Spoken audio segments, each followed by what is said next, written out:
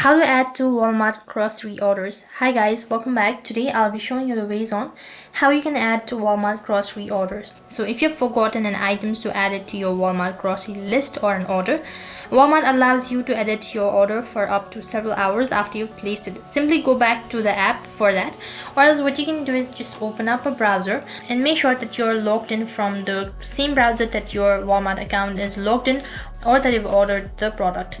So just type in walmart.com/help. Don't worry about the link, I'll make sure to drop the link on my description box below. So as you can see in the left hand side bar, you have help topics. Under it you have your order, and just next to it on the right hand side corner there is edit or cancel an order. So if you want to go ahead and make changes with your order, go to your order. It's going to take you to the page where you'll be able to see all of the product that you've ordered. If it has only been few hours that you've ordered, so just tap on the edit button, and here you need to add the item that you've listed, and once you've done that, click on the submit button.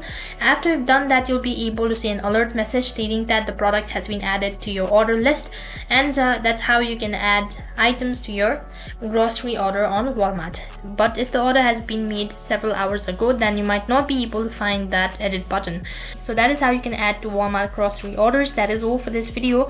I hope the video was helpful. Make sure to like, share and subscribe to our channel. Thank you for watching. See you in the next video.